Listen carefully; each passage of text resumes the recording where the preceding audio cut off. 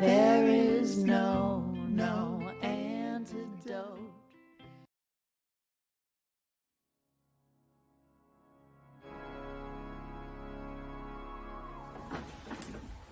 Hi, thank you for joining me. I'm anthropologist Fingerguns down here in the underworld. We're looking for lost cities, just like in Annalee Newitz's book, Four Lost Cities. It's really exciting to be, exploring this history of... Hello? I think there's someone down here. Hi. Are you looking for lost cities? You're not. No. No? No, but you're not what I'm looking for. What are you looking for? I'm looking for strange and unusual beings that no one seems to be able to find, but apparently exist. Are you sure they exist? I mean, I think maybe some of these might be myths. Well, they exist in the minds of millions of people. That's true. So they have to be. They have to be. They have to exist. Okay. Well, we hope that you'll join us as we talk to the authors who are going to explain more to us about what it means to go looking for actual lost cities or unidentified creatures with Colin Dickey. So, join us. Don't miss out. This is Fingerguns and Lady Paws. Over and out from Peculiar Book Club. Hi, guys. Lady Paws couldn't join us live tonight, but actually my brother is here. He is going to be joining us just in the chat. I tried to get him on screen, but he wasn't quite there with us tonight. However, we do have some extra people to be on screen this evening. Two of our top tier subscribers are also going to pop into the feed, and we have Annalee Newitz and Colin Dickey, and we're going to be talking about so many things, and it's all really exciting. So without further ado, I'm going to bring Davey on to help me welcome our battery of guests. Hello, everybody. Brandy, the one thing I noticed about that, did Mark get a haircut? I encouraged, yes, he did. It looked good. He looked sharp. All right, let's bring on our guest. Colin, hey, everybody. Annalee, hello. I actually made a little feature, but then I forgot to tell Davey about it. But I have a new thing now where squid ink is supposed to squirt right before. Yeah, it's in the. Boom. It's kind of like a squiddy version of an explosion, kind of. Welcome, both of you. Thank you so much for being here. Yeah, thanks for having me on. Thanks for having us. It's so exciting. It's so exciting. I'm increasingly aware of just how many of us have really similar kind of bookcase taste. So I do love that about it. There's been several episodes where it looks like I'm in the same room as the other people. So it's kind of good that Annalee's got an angle so people will know that I'm not actually, creeping in other people's houses every single time. I mean, sometimes, but I'm really excited to have you guys on. I want to show you, there's already been so much chatter in the group. We've got a lot of people from all over the place. We have people from the UK, we have people from New York, and we have a lot of people are talking about how to use the word palimpsest in casual conversation and whether or not that is possible. Let's see what else we have. Oh, Atlanta. We've got some folks. There's Sadie from Atlanta. And then we actually spawned a discussion about whether palimpsest was like, a tweeting a photo of a deleted tweet. Is that a palimpsest? I don't know. It's getting, yeah, we got deep questions happening over here. Lexi says hi from Las Vegas. And it's funny. Leanne was saying the two books are kind of opposites in a way. Like but yet not. You can see why I chose to have you on together, even though it's kind of, one is putting in order ideas about ancient cities whose existence has been verified, and the other one is sort of like traveling the inner roads of psychology, really, to discover the things that are unidentified, which I think is very exciting. We've got lots and lots of people. Oh, sorry, another person here from Michigan. Yeah. And Davey has joined us back. Now, Davey actually had missed a couple of shows because we have a Davey baby now. We do have a Davey baby. A really small peculiar also in the world, which is very exciting. He was in the green room to kick off the show, so they got to see him for a second. Yeah, I was late to the game. My other camera died because I murder technology. I don't know why. There's a reason I write longhand a lot of the time. Just like, because if I type it, it might vanish. And I do love that everybody's chiming in from where they're from, because that may be important for our quiz later tonight. The Just a Davey hint. quiz. Just a hint. The Davey quiz. Oh, and this is my brother. He's joining from downstairs. He has the peculiar book club logo on tonight, though his name is Joe. You guys can say hi to Joe. Okay. Hi, Joe. So I want to, before we get started, first of all, I do want to say there's a little bit of a lag frequently between our presentation and Facebook. So I want to give everybody a chance to go ahead and type in questions for the both of you. I've got tons of questions too. But first, I want to introduce our two additional peculiars who are joining us from the green room. Davey, can you pop in? We've got Jen and we have Amanda. Hello, Amanda. And hello, Jen. Jen sporting a dandy hat. So these are two of our peculiars that have questions all the time. So I thought we could start with you guys. What are your burning questions for our guests? And then we will pop in with the others. Oh my yeah, gosh. I totally put you on the Here's spot now. like tabs. I love to see tabs. How would I? Oh, my library is full of tabs. I have drawers full of tabs. Yeah. You know, oh my gosh, I have so much.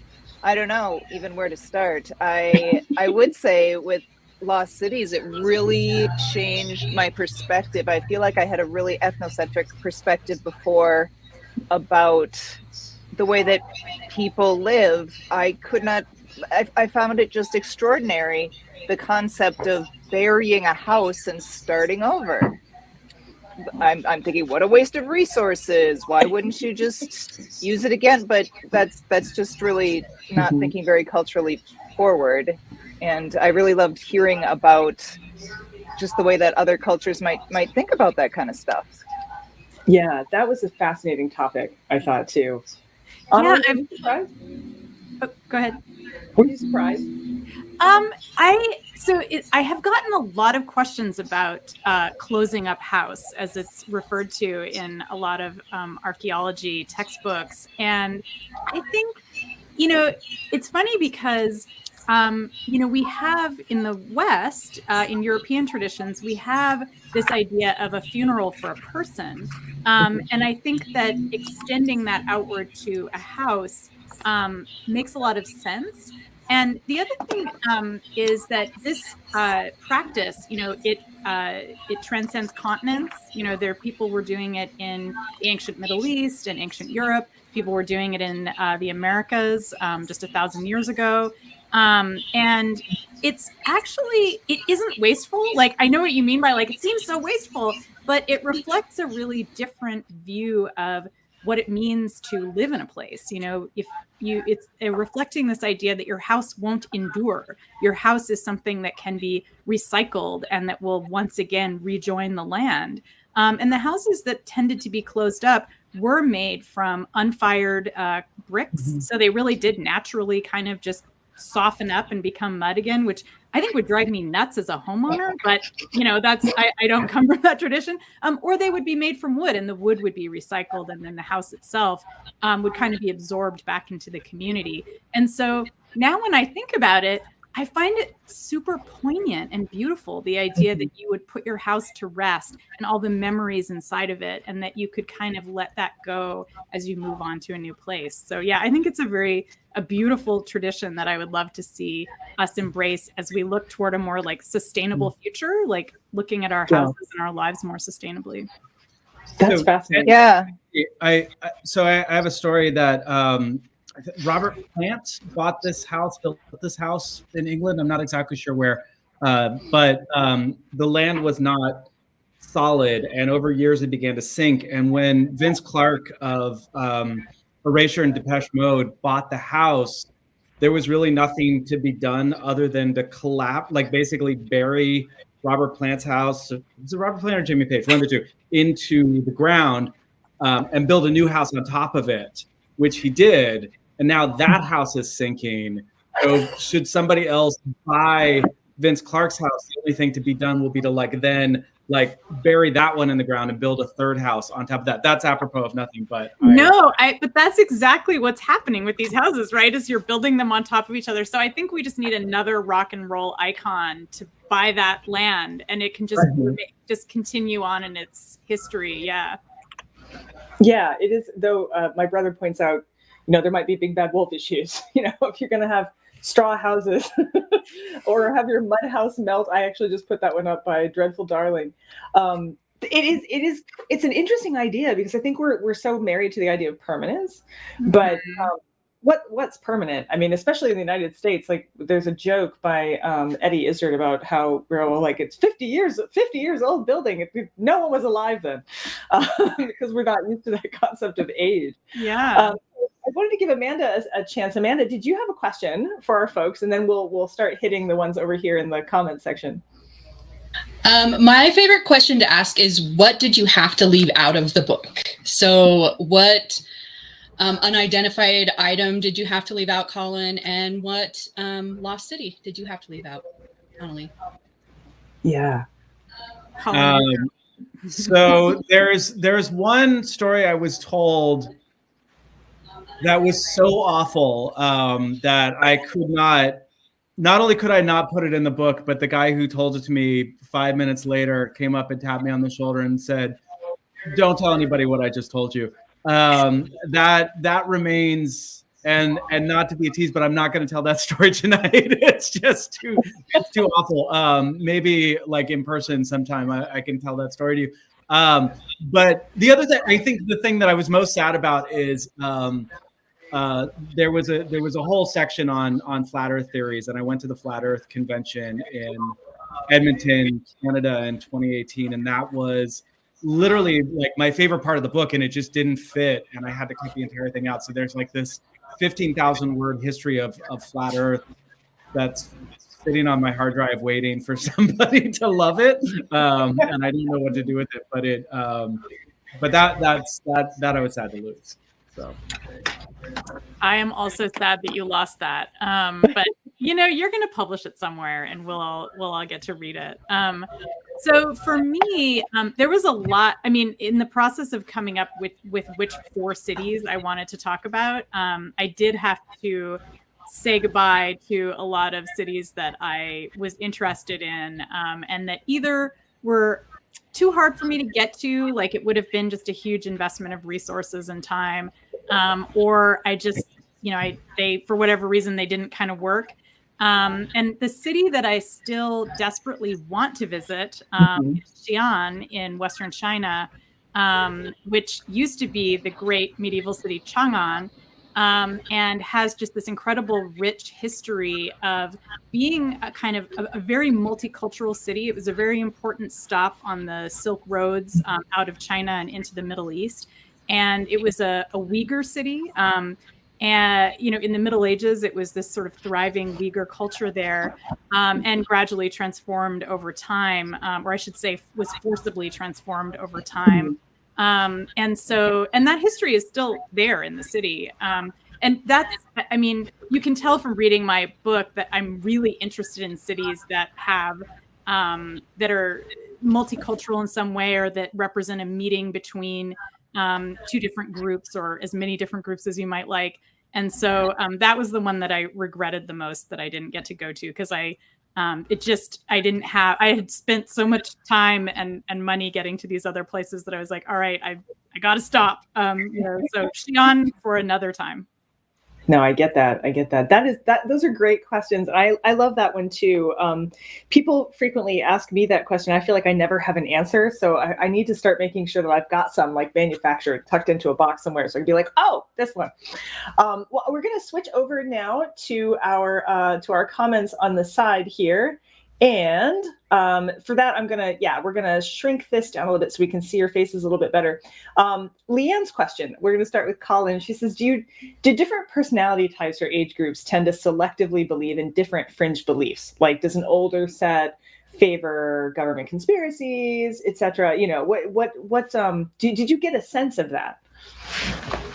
Yeah, I mean, one of the things I think, I mean, the book that I'm writing now is about secret societies like the Illuminati and Freemasons and lizard people. So I'm doing a lot more on conspiracy theories and that kind of thing. And like one of the things that becomes apparent is I think we have this kind of preconceived, or like the we is sort of implied here, of a preconceived notion that like people maybe on the right have more conspiratorial because of like Trump, or people who are lower educated have like more because they're just not well versed in facts and that kind of thing. Turns out none of that is true. It turns out that the most solid predictor of whether or not somebody believes in a conspiracy theory, and that I think for our purposes would include cryptids and aliens, is whether or not they believe in like other kinds of thinking. So if they believe in astrology, if they believe in like homeopathic medicine, things like that, that there's a sort of basically, I think that the biggest cross section is, do you imagine there is a sort of hidden understanding of the world that's not immediately apparent and not readily available to science? And once you sort of have that sort of connection to the world, it becomes a lot more easier for you to fold in anything from chemtrails to 5G to lizard people or whatever. And so I think that I think is kind of one of maybe like the most interesting kind of ways of thinking about conspiracy theories, is this idea that like for some of us, there's just this sense that there is like, more to, reality than the visible world. And I think that then sort of puts people off in various directions, sometimes in harmless ways, sometimes in not so harmless ways. I just want to say that I'm going to add lizard people to every list of things now, because it really improves every list you've given us, where you're like, 5G, lizard people. I'm just gonna do it.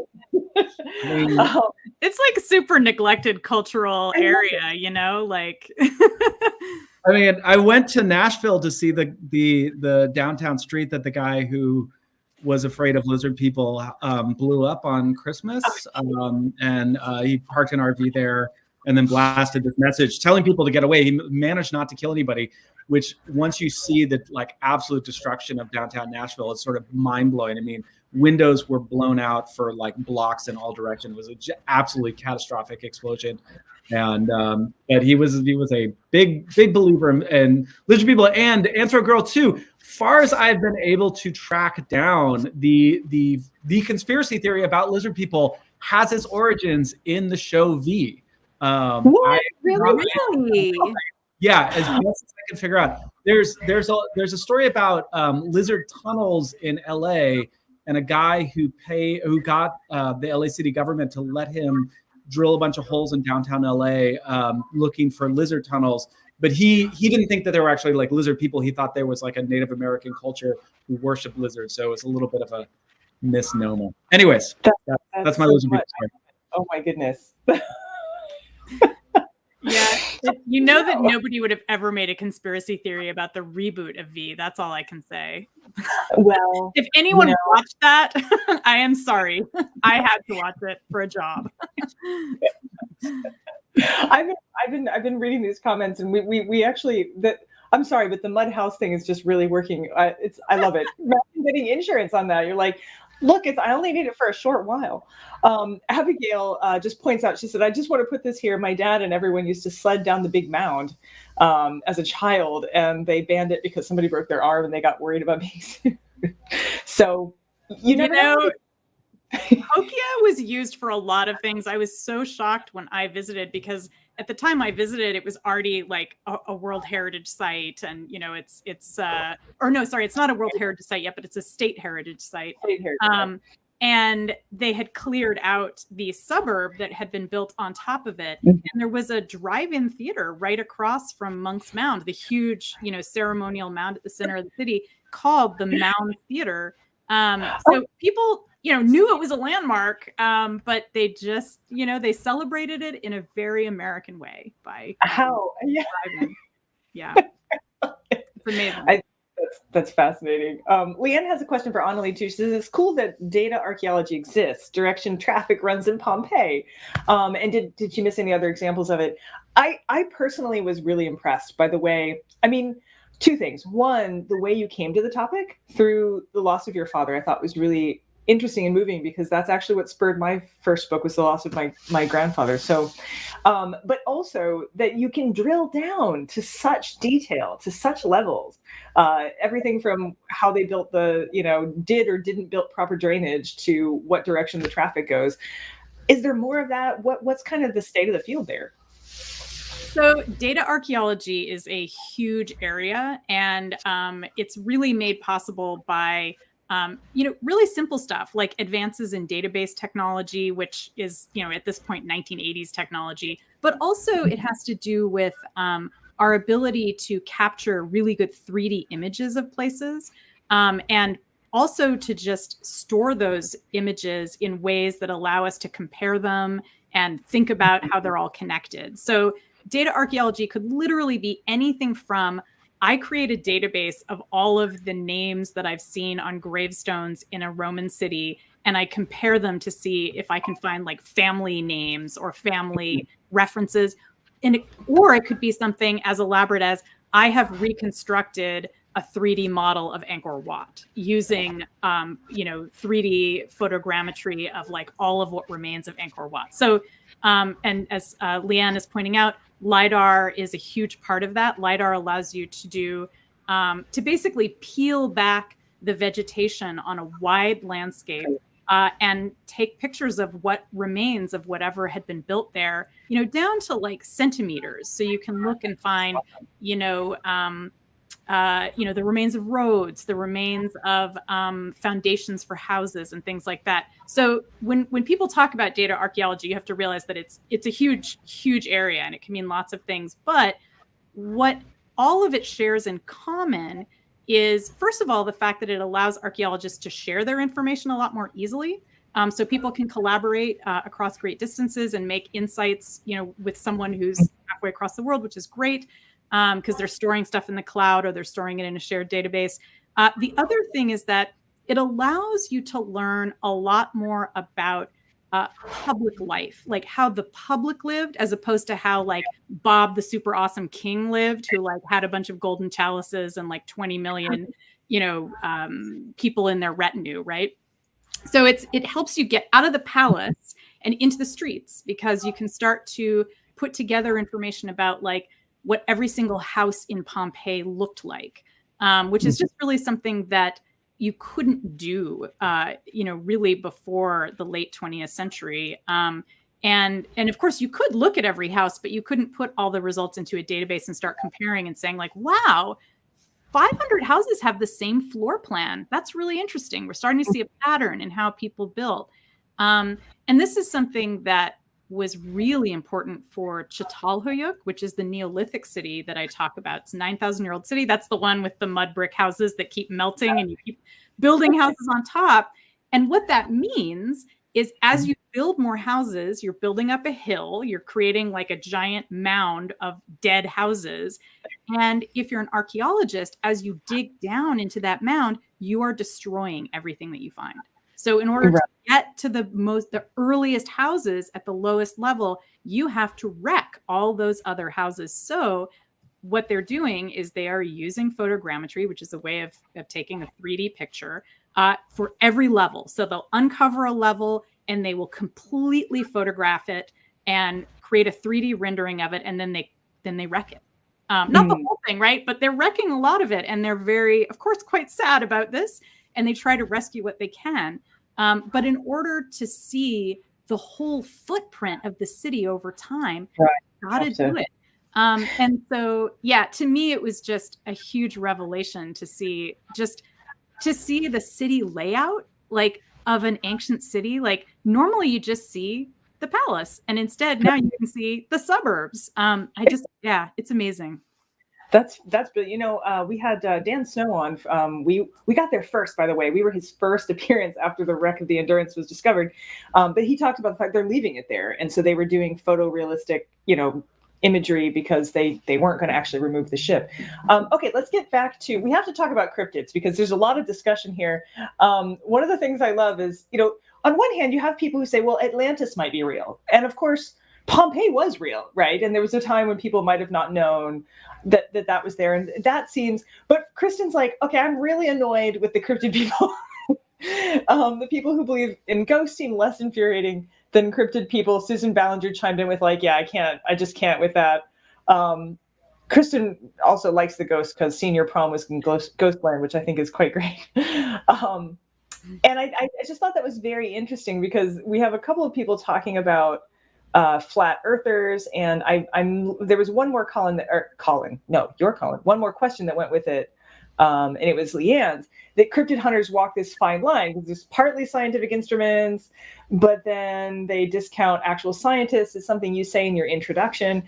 And I just was noticing that as I read your book, I too felt like there's unidentified things that we all kind of go, maybe aliens, possibly. It's a big universe, undiscovered cities we haven't figured out yet. Annalee's book kind of shows ones that are real, kind of makes you think maybe. But we do get sort of annoyed with cryptid hunters, and why do you suppose that is? What's it doing? It's fascinating. First of all, Kristen, can you put where your senior prom is? Because I'm totally fascinated. Was it the Biltmore Hotel? I want to know where it was. That is awesome and amazing. Right. I mean, I think part of the deal is because I feel like with people who believe in ghosts, there's such a wide variety, and I talk to so many people who, oh yeah, it was a Bonaventure. Oh, what a nightmare place to have a senior prom. I have fun. That place always just reminds me of Piranesi's hypothetical prisons. It's so bizarre. Anyways, there, you can believe everything from sort of a metaphysical thing to some, wormholes are open to, but there's such a wide variety that accommodates belief in ghosts. That's fine, and different people believe in them for different reasons, and they all get along. It's great. Cryptids are you are such you're threading such a narrow needle of this thing is a biological reality, but yet it's we have never found a dead body of it. We have never found it's just it both requires so many leaps of faith and also posits just a physical actual thing. And I think that's part of the thing that for people who are frustrated with it, I think part of it is just it's a real leap of faith. And again, I think cryptid hunters, they like to talk about the giant panda, they like to talk about the coelacanth, they like to talk about actual animals that were thought to be mythical and then turned out to be real things, oarfishes, giant squids, all these things. And so they sort of they want to really, I think what they want is they want a sort of magic and wonder in science itself, which is, I think, kind of, I don't know, I don't find it annoying. I don't think it works often because, again, when I would listen to the kind of convoluted arguments people would make about why Bigfoot exists, but they haven't found him, Bigfoot buries its dead. That's why we've never found corpses of Bigfoot. I'm humans bury their dead. And we find dead bodies of humans all over the place. It's hard to keep a body underground. Anyways, but I get this idea of wanting to believe that the natural world still has mystery and wonder. And I think for people who are very science minded, it's really easy to just feel that because science is amazing. They discovered this white feathered lobster that lives on the bottom of the ocean. You're that's crazy. What is that thing? That's amazing. That's enough. And cryptid hunters, they're not good enough. No, it needs to be a dinosaur living in a Scottish lake. That's, so I think that's maybe part of why it's kind of frustrating to some people. But I guess I'm sympathetic to that impulse, even though I feel it kind of goes off the rails at some point. Right. Well, I have to just point in. Someone's wait a minute. the V people were not lizard people; they were aliens. Lizard people are also aliens. That's the whole part of the narrative. Is that Okay. Yeah, they're secretly there are secret lizard overlords. Oh, yeah. Okay. I see. From another planet, for sure. Yeah, and they're not from Earth, right? Yeah. No, there's 6 different lizard people races. Some are good, some are bad. It's a whole thing, you guys. Reminds her of a Scottish ghost story. where the brownies were an indigenous group that believed in an extremely secluded mountains in the and then that makes me think of Mount Shasta. So there's a lot going on here. Yeah, and I do this thing for Alice Obscura called Monster of the Month, and I pick a different monster. I did a chupacabra thing, and there was this whole thing about farmers in Texas. They would find all their chickens dead, and they would say like, well, dogs, it couldn't have been a dog or a coyote because those animals don't kill for sport. Like a dog would have killed one chicken and eaten it. And like one of the things that I find really fascinating is like, first of all, if you've ever seen a dog, if you've ever like thrown like 4 tennis balls at a dog, that they will kill everything. And then they will decide which one they're going to eat. So the idea of like a dog basically killing every chicken in a coop and then making off with one is actually the most plausible thing in the world. But I think it also is like, we don't want to believe that dogs or other like natural animals kill for sport because we think that's something that humans only do. Because right. Like we want to maintain a border between the human world and like the animal world, which I actually think is like BS. Raccoons go for sport, house cats go for sport. Like there's no dividing line, but like it's very important for us to maintain that dividing line. Therefore, anything that like does human type stuff, we want to make it supernatural somehow, because otherwise it's creepy. Yeah. I think it's a mink. It's a mink. It's some kind of weasel actually just tears the heads off of chickens and then will stack the bodies. I have chickens, so I have to know about all these things. And I was like, yeah, that would probably freak me out. Go out and just find a bunch of stacked headless chickens. Like, I don't know why that's a thing that they do, but that's an animal that does that. So, they have it on footage. I want to get back to, so we have some questions that have populated here for Annalee. One was, does LiDAR work through water? And can it be used to see, for instance, like shipwrecks or what's under the Mediterranean? As far as I know, there is no way to use LiDAR through water. It's laser, it's light, right? So anything that's going to reflect, it's basically, here's what LiDAR is. You're shooting lasers at the surface of the planet from, in the case of archaeology, what they'll do is they'll somehow get a helicopter, which usually involves a lot of paperwork, and a lot of sucking up to government officials, as far as I was able to understand. And they mount it on the outside of the helicopter, and then they just fly in very straight lines across an area, and they're shooting lasers out of a device. And then another device picks up the reflected light from the lasers.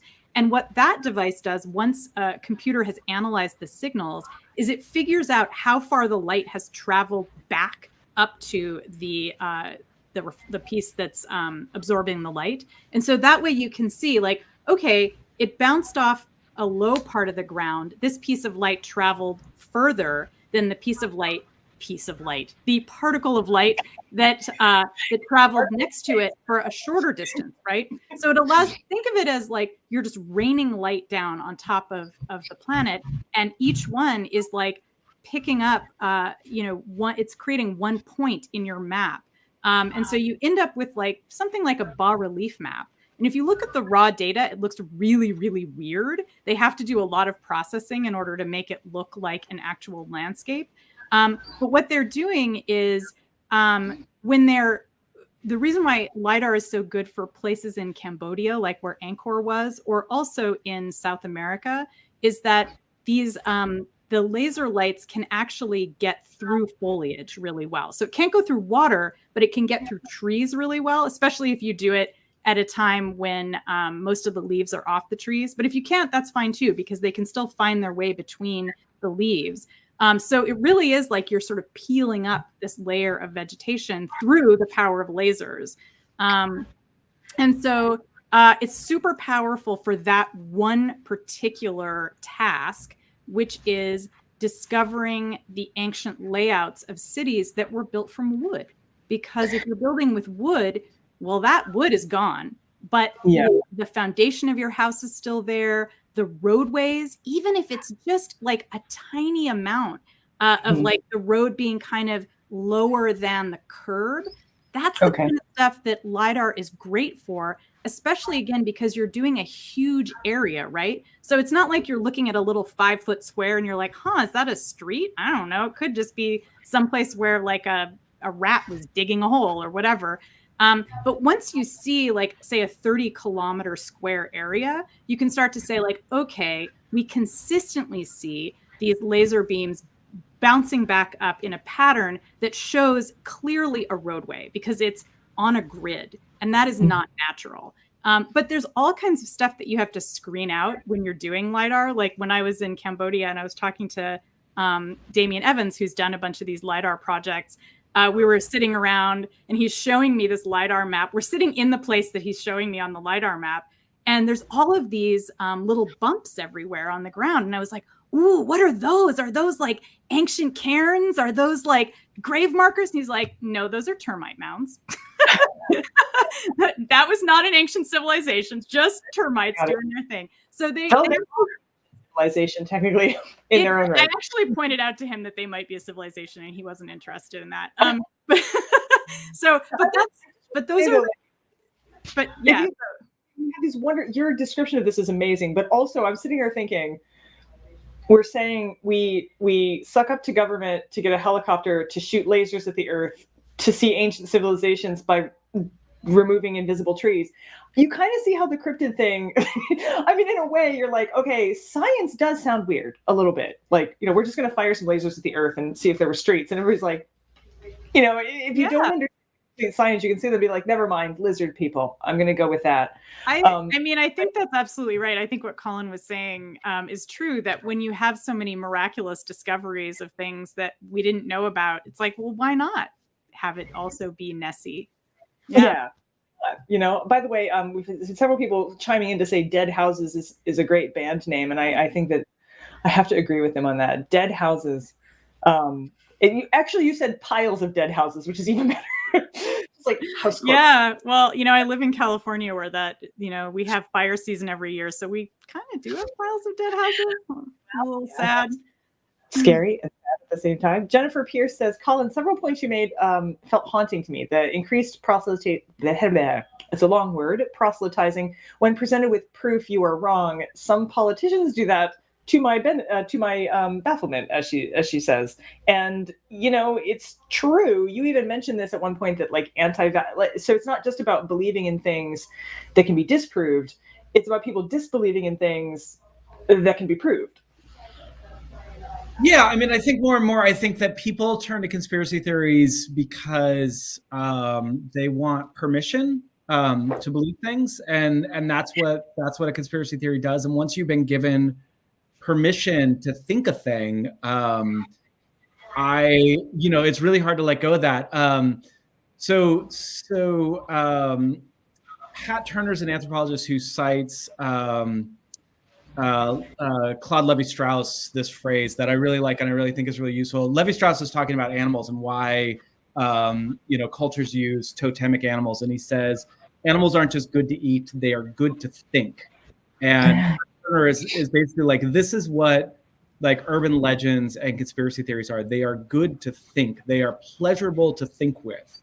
And again, in ways that are often really deeply problematic. I mean, the idea of thinking that a specific culture or race or ethnicity or gender or whatever is inferior or conspiring against you or whatever, is obviously a deeply problematic and fucked up thing. But I think for a certain kind of mind, it is pleasurable to think that. It opens up possibilities for them in how they see the world. And I think that generally, a lot of these things, they are for the people who believe in them. It is less about what is the fact. There's some chat earlier about people who are in the sciences. Why do they believe are sort of obviously anti-scientific? And I think that's a lot of it. Is that these beliefs? It's not a question of are they scientific or not. It's because they open up a series of pleasurable possibilities in embracing them. And that's why I think I'm much more interested in I'm less interested in sort of hammering the facts, because I don't think practically that works, even though that's sort of an important part of it. But it's fundamentally about what is the pleasure center that is being activated when somebody embraces this idea, and what can we do to kind of break that apart, kind of do a kind of Indiana Jones bait and switch with that, sort of that pleasure center, and give them something a little bit less destructive and a little bit more sort of grounded or whatever, but somehow sort of start with like what is driving them to embrace this rather than just sort of hitting them with here's why that's wrong. Right. Well, and I just put up a point by Kristen and then also Leanne, that this concept that in a way how we deal with uncertainty is wrapped up in both the way ancient civilizations. I love the point early on in your book, Annalee, where you're talking about if they had just set up the drainage system north-south, but they needed to have it east-west because that looked better. That was better politics, right? And that's why things didn't work out. And I think, gosh, there's so many ways in which politics have entered into, this. Someone recently saying online, well, COVID is just like the flu. And I'm like, well, that kind of ignores long COVID for one thing. It also pretends the flu is okay, which is not necessarily good, but it's become a political issue now. So now it's like, if you back it or don't back it, it's not just you engaging with science, it's you walking into an entire political minefield at the same time. And I think that's scary and interesting and hard to manage at the same time. Dreadful Darling says, a beautiful interweaving of science and cryptid hunting that I've always loved was the Gray Men considered Broken Spectre, which is bonkers as a real science thing. So it's some of these things are just to think about are really interesting, because what does that tell us about ourselves that we want to see something that might be perfectly normal as something that's supernatural instead? Anther Girl says chupacabras are definitely dogs with mange. Or in a couple of cases, a barn owl, says Susan Ballinger. Also, Susan says, preach. Mike says the humans bury their dead rant is a highlight of the episode, and he's going to use it. Some of our shows are memeable. I just want to say, they really are. I have a question for Annalee, and actually it's the same question. I also have this question for Colin, but I realize we do have a little musical interlude that we should probably queue up beforehand. So I'll ask the question, and we can come back and answer it after our little break here. So my question is, we almost always try to ask people how they're inspired to write the books that they wrote. Now, Annalee kind of answers this question in the very introduction of her book, but I still think it's worth exploring and worth talking about. And Colin, I know that this kind of builds a little bit off of your Ghost book, but be thinking about that. How do we arrive? Partly because I feel, how do we arrive at strange belief systems is also a part of this question. As authors, how do you choose the topics that you choose? So we will come back to that. But first, a message from our peculiar in the field. Davey?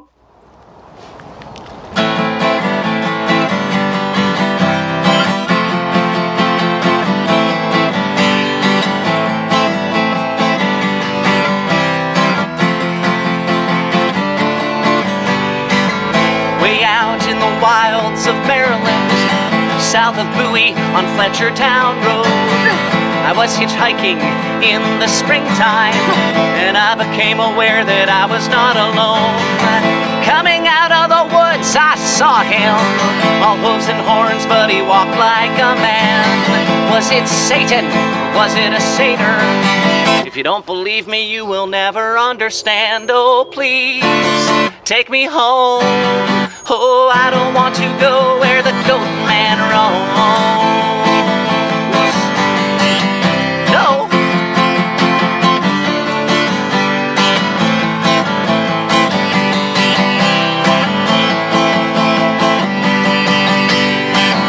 Some say that his tale began in a secret government lab where Dr. Bleach wanted box eyes on a man. Some say she was a little more than mad, and now something attacks teenagers when they are running on Lover's Lane.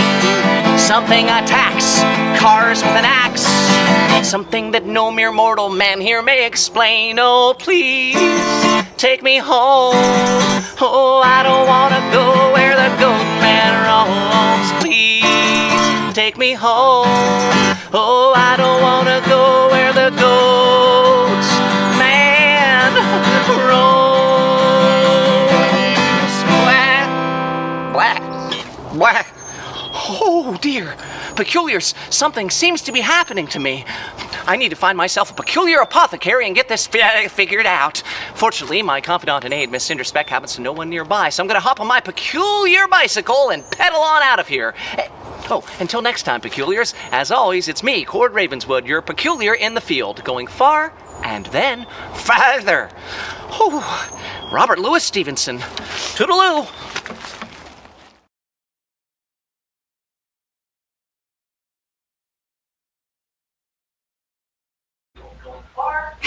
So that's Cord. He's been busy, very busy. We do enjoy his little musical interludes. I just realized during the break that there's a whole lot more questions I haven't got to. So first, please let me know, how did you get started with your ideas? And while you're doing that, I'm going to queue up some other questions to ask you. You start, Colin. Is this specifically about the unidentified? How did I get started in that? I think I was doing is I was ranting on Twitter after the 2016 election about people who were sort of convinced that the rise in conspiracy theories was entirely attributable to Facebook and Facebook alone, that it was sort of being concocted out of social media. And I don't mean to give them a pass. I think Facebook is just a terrible nightmare that is ruining society. But I also was like, but people have always believed in this crap. And my example is like, 14% of Americans believe that Bigfoot is real. And that's like 42 million people. It is so many people. And I think shortly, like within an hour, I'd gotten a text from my agent saying, that's your next book. So that's kind of, I think, what started it. And then it became this kind of like a real process. I started with a sort of clearinghouse of conspiracy theories. And after a while, I decided that like the ones that I actually just wanted to write about the ones that were sort of fun to think about, like not, like the kind of weird, scary, terrible ones. I just kind of set those aside. That's what I'm writing about now. But at the time I was like, I don't want to write about those things. So I was just like, I just want to write about cryptids and UFOs and Atlantis and flat Earth, and that'll be fine. That sounds good. And so that's kind of how the book came about. I don't know if that's a good answer. That's a good answer. Annalee, I want to add to Brandy's question. I love so many things about this book, but I want to know, like the way you sort of came up with the framing mechanism that like thresholds and streets and reservoirs and the plaza as like, I would love to hear how you like kind of came about with that particular structure, because it's like one of my favorite things about this amazing book that I love. So. Yeah, thank you. So actually, a lot of that structure, which I also really love, was suggested by my editor, which just proves that having a good editor is incredibly important to writing a good book. It was already structured in these sort of 4 parts. And he was like, we've got to pull out like one piece of urban infrastructure for each piece. And it worked really well metaphorically, as well as just a way of thinking about how urban design changes depending on where your city is. My inspiration for this book it also came out of my previous nonfiction book, Scatter, Adapt, and Remember. And in that book, I talked a lot about how cities provide a really resilient way to deal with climate change. And not always, but they can be made resilient. And I just got really interested in cities and why people make them, why people abandon them. I think the thing that drew me most to this topic, other than the chance to visit these cities and kind of debunk a lot of myths about them, is the fact that cities are a collective action. You can't build a city alone. And when you look around you in a city or a town or even a small settlement, you know that you're surrounded by the collective labor of so many people who are dead now. And also it will be available to people who will live after you're dead, hopefully. And so that I'm so interested in how we build things together and how people come together to form political alliances, to form economic alliances. And so cities are just, catnip for me. I just, I love visiting them, and I love thinking about them because of that. Anthro Girl just brought us in with the whole, the crossover right there. Why do people abandon aliens? Ancient ones. Yep. I've been asked that many times. Interesting reminds me. I was a little bit lax on the cocktails this time, so I actually had help. Kat brought us in a couple of cocktails. So you each actually got a cocktail specifically made for your book that I failed to send anybody because I was behind schedule, but I will send it to you after the show. One of them has like green. The one for Colin has greens, chartreuse, and lime juice, and lime cordial, and the one for and gin, and the one for Annalee is like a wine float as part of it, and so they're both really great, and I'm glad. Amanda said she's actually doing the Pines Hazy Pale Ale, and the Pines is probably where Goatman is hiding. So I feel like there's a lot of many things are crossing over in this particular thing. Usually I award giveaways based on the names of the cocktails, but since I failed to do that, I actually just picked them out of a hat. Not this hat, a different hat. But I do have 2 winners for tonight, which I'd like to introduce now, and then it's time for the Davey quiz. So our first winner tonight gets it's a notebook, a little gothy notebook, and it has a top hat wearing crow riding a unicycle, which seemed appropriate. And that winner is Teresa Ardrey. Teresa Ardrey, I hope you're with us. I think you are. I think I saw you commenting earlier. So you win that one. I'm going to have to, you'll need to get in touch with me and send me your address so I can send it to you. And also, we were giving away pairs of skeleton earrings. I think you guys have seen those before. There's a whole skeleton, like it's massive.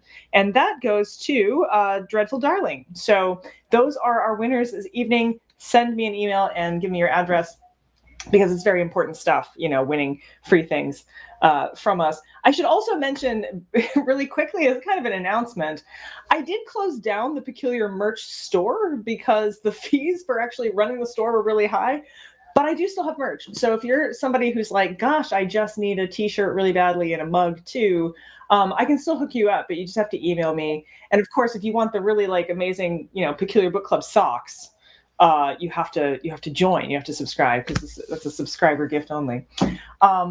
So we have some more questions that I will be queuing up in the meantime. But Davey, I feel like there's probably a quiz. Oh, there is a quiz, all right. So I took a little bit of inspiration from Annalee's book for lost cities. So the quiz this week is 3 found cities, and the cities are actually our hometowns. So I'm going to ask us a question about each one. Colin, I didn't actually know where your hometown was. For Annalee, it was just on our Wikipedia page. That was easy. So, Colin, I saw that you did your undergrad in Santa Clarita, right? No, I think that was my MFA, but close enough. MFA. Okay, yeah. So I went with that. So let's see how much we know about the trivia about our hometowns. So the first question, and I'm going to move Annalee up to the top here so everyone can see you. The city of Irvine. Is that your hometown? It is where I grew up, yes. Okay, that's what Wikipedia thought. The city of Irvine originally had a different name. Named after rancher James Irvine's son in 1899, the city was known as, was it A, Madison, B, Milton, or C, Myford? And the Peculiars will help you out on this one. Let's see how much they know. Friend. Let's see. We'll give the Peculiars, Milton ? Yeah, this is a tough one. This was interesting. I will tell you that the reason it wasn't originally named Irvine is because his uncle already had a town named after him. There was another Irvine, California. So they couldn't name it Irvine. But in early 1900s, after his uncle passed away, they changed the name of that city, so he changed the name of Irvine. So did you ever see any plaques around town or any parks named after the original name? Actually, no, I can't think of any. There is a big park called Mason Park, which is not any of these names. That was one of the peculiar things about Irvine, is that, its history was so erased. Like, it was just this really bizarre kind of instant city built on top of what was basically farmland. So I do not know the answer. I could That's imagine it being Myford, though, just because that sounds like a late 19th century name. There are so many Irvine conspiracies, Susan. Don't even get me started. Colin, you got a best guess? I'm also going to go with Myford because, yes, I believe that I spent enough time in Irvine to believe that it is cursed and terrifying and terrible. And I think that is associated with unacceptable things. So I'm going to go with Myford. And the answer is Myford. You are correct. Yep, that was his son's name. So there you go. Yeah, you guys are both California kids, aren't you? Yeah. Yeah. All right. So You're where you from SoCal, right, Colin? What's that? Are you from SoCal? No, I grew up in San Jose. Oh, San okay. Jose. Right. Okay. Yeah, South Bay. Yeah. You got your MFA right at was it Cal Arts? What's the school? I did. I got my MFA at Cal Arts. I do know the answer to this question. It's a well-known place. It's famously the last place that James Dean ate a meal before he joined the choir Invisible. So there's a lot of talk about whether or not his meal at this place, sent him to the great beyond. I certainly, one night in grad school, a little drunk, had a meal there that really sat very poorly with me. And so I have negative thoughts about this place, but I know what it is. So I figured this is probably a tradition out there in California. We'll see if the peculiars know it. So the city of Santa Clarita is home to this eatery, opened in 1887. It is LA County's oldest still operating restaurant. I will tell you, all three of these are operating restaurants within a block of each other, or 2 blocks of each other. Marston's Restaurant, Saugus Cafe, or Guanados Tacos. I mean, some bad tacos could put you in the grave. I mean, the meal I had there certainly put me on the edge. I will say I was feeling very James Deanish in that night, but yeah. I like this. Brendan said I'm such a Midwesterner. All right, Colin, what's the answer? It is the Saugus Cafe. That's the oldest operating LA County restaurant. Yeah. And it's a little diner, isn't it? It is a little diner with a lot of love. Well, the last question, because there's 3 of us on screen, is about my hometown. And I don't know, Brandy, technically this Cleveland is not your hometown, but you've lived here for a long time, right? I work in a museum here. I've got to know this, right? All right. So I think you're going to know this one, Brandy. So the city of Cleveland is known for many inventions, including this invention that keeps us safe at intersections. Is it A, the electric traffic signal, B, the stop sign, or C, the railroad crossing? I know this one. It was my tour. I gave tours that this was part of. There were a lot of things invented here, right, Brandy? The gas mask was invented here. Yeah, the gas mask was invented here by the same person. Oh.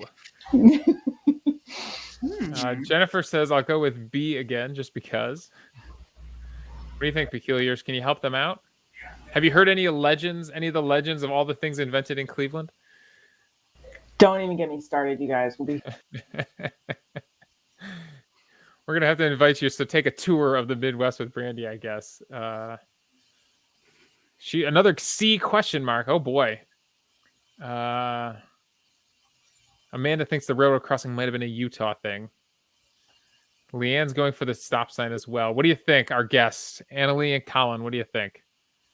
Well, given that the person also invented the gas mask, I'm going to go with traffic signal. I'm at a complete loss. I like traffic signal because I think Annalee is generally right about things. So I'm probably wrong with this, though. And the answer is Brandy. Yes, it's the traffic signal. It is the electric traffic signal.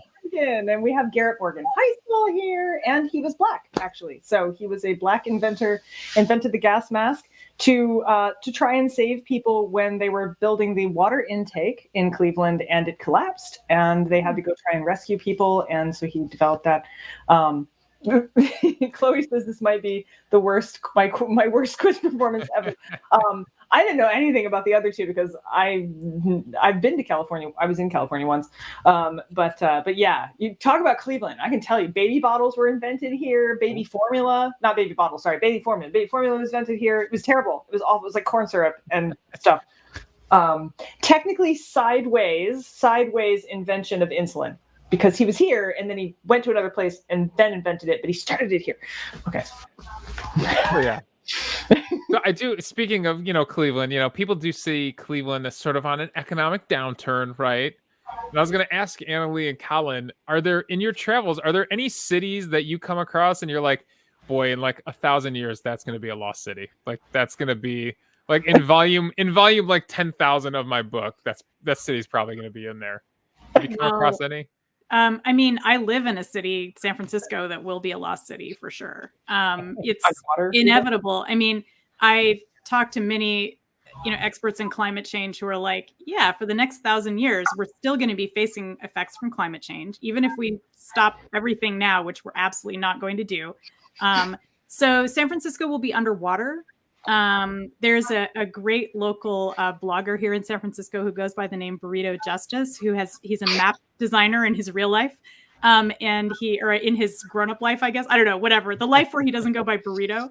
Right. And he made this amazing map of what San Francisco will look like in the future after 200 feet of sea level rise. And it's an archipelago. And so San Francisco as such, the only way you'll be able to visit it in 1,000 years is using scuba equipment, probably.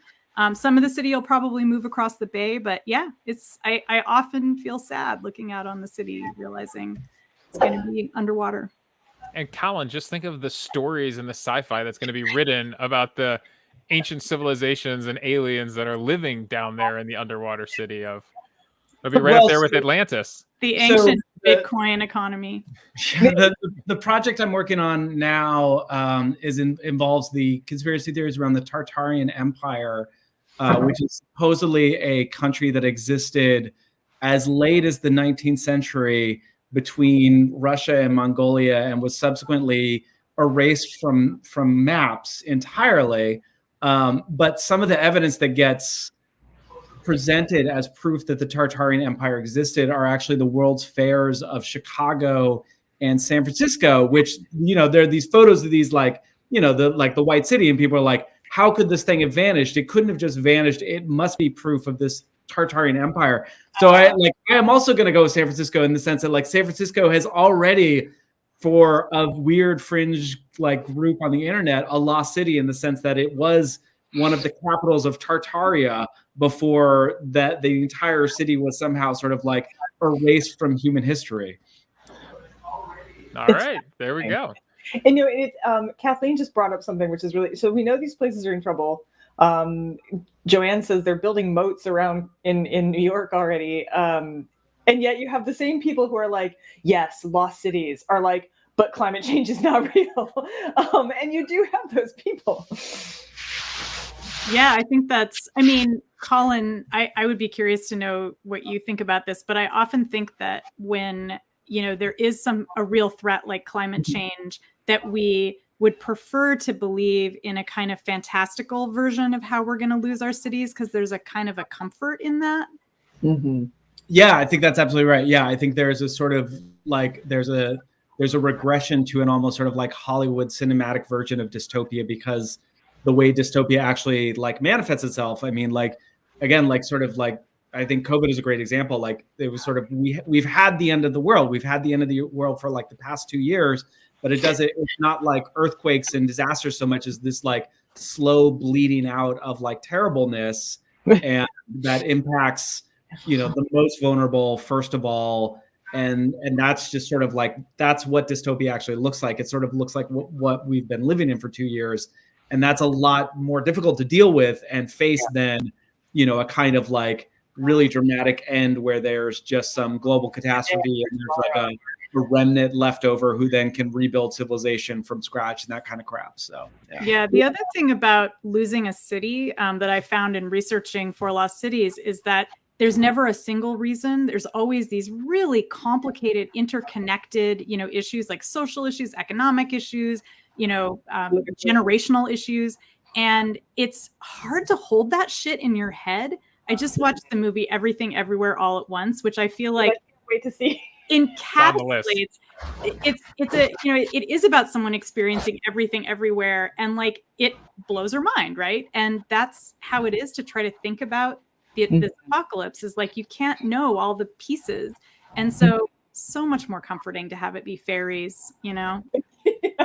Aliens, you know, something like The that. lizard people for sure. I mean, there are lizard people in San Francisco.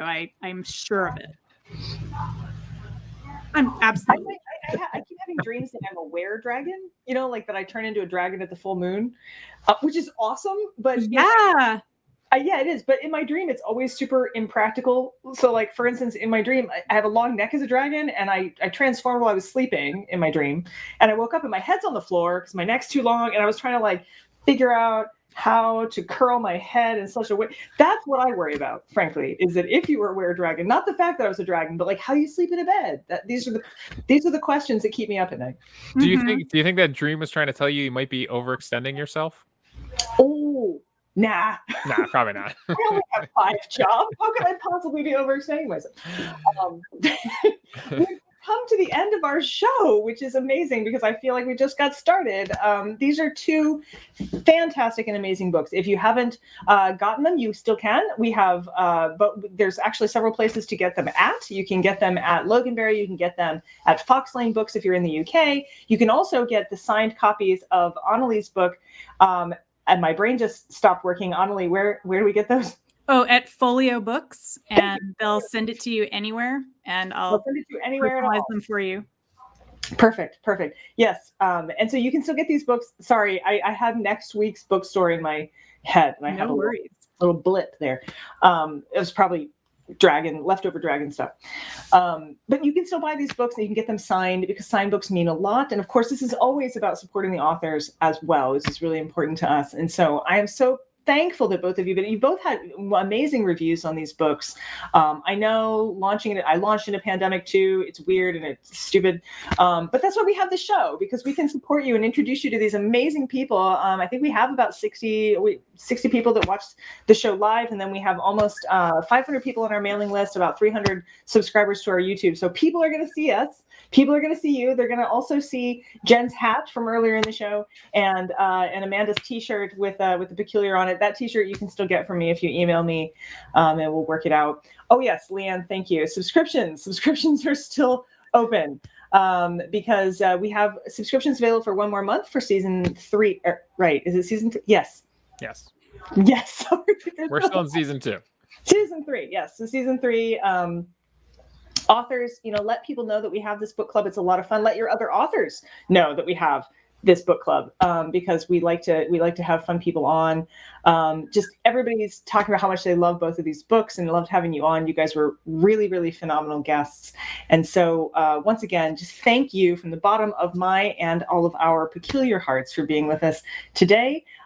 Stay on for the green room after we shut down. But I just want to say to all of you, our peculiars, thank you for coming and being part of this every time. It's wonderful to see and hear from you at a place where, if you're weird, you're family.